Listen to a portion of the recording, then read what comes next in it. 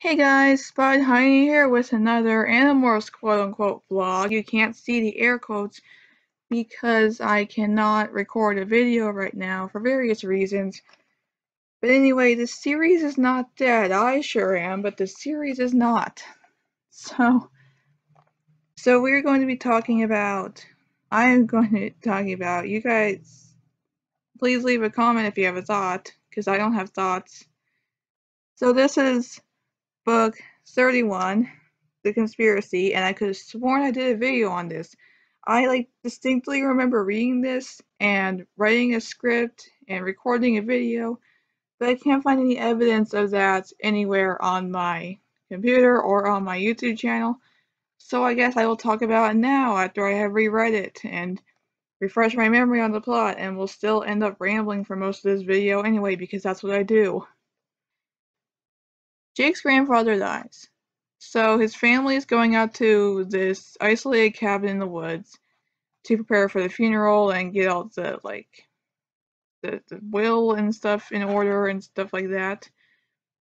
But that's going to take 3 to 4 days, which is a problem for Jake's brother Tom because Tom is a controller. So the Yeerk in his head cannot go 3 to 4 days without Kandrona rays or it will die horribly.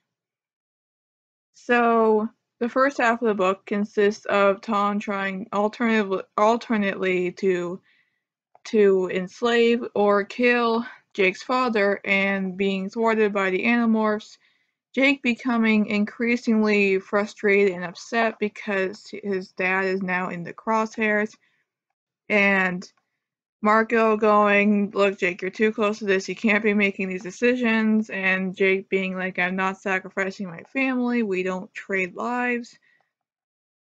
Which is the whole, Infinity War thing with, well, why don't we just kill Vision? Oh, we don't trade lives here. We're not like Thanos. Except if they had killed Vision, Vision was willing to sacrifice himself. So if they had killed Vision, then, none of this would have happened.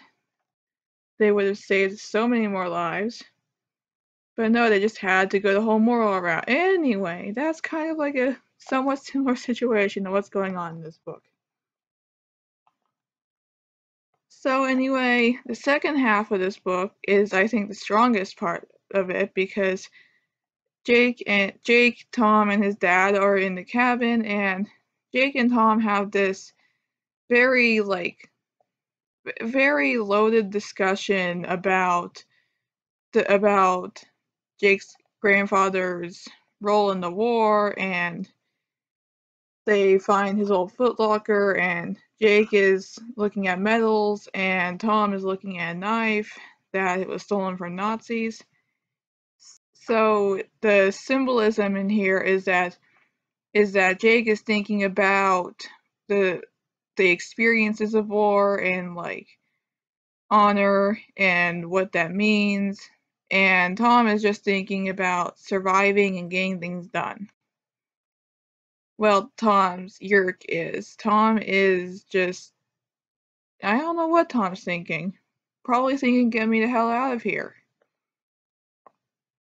Just going through this book and thinking about what the real Tom must be thinking is heartbreaking. There's a lot of layers to this book. They do end up saving everyone.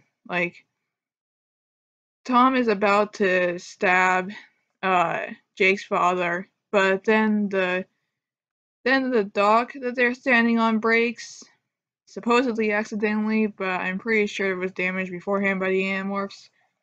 And they fall into the lake, and Jake drags his brother out of the lake. They see that his leg is broken. He has to be medevaced, and so he makes it back to civilization and is able to get the Kandrona race, so he is fine, and he did not have to kill his own father. So everything is back to the status quo, with Jake having more mental scars, and that's about it. And Marco explains that the reason they decided to save Jake's dad is because that they have lost If they had lost him, they would have lost Jake, which would have been a huge loss for the war effort. So it wasn't just like a trading lives, like kill one to save many thing. It was, we can't lose our leader. And if he is mentally not okay because he lost his family, then he's not going to be fit to be our leader anymore. Overall, this whole episode kind of led to nothing changing for either side, but it also showed how important the things they're fighting for are. That they can't ignore what they're fighting for. They're fighting so that no family has to go through this ever again. And it's also really bringing home the fact that these are kids making these decisions. They're all like, what, 13 to 15? They are children. And this is a lot of pressure to be putting on children. And this book really shows what that kind of pressure can do to them. And another interesting thing about this book is that it's a hint that Jake is not the average everyman that he claims to be. Like, he knows an awful lot about war for a kid. I mean, he's fought in a war, of course, but even before then, he seems to have had a close relationship with his grandfather and been able to talk about that kind of stuff with him. So, he's had interest in the military even before he was thrown into a war.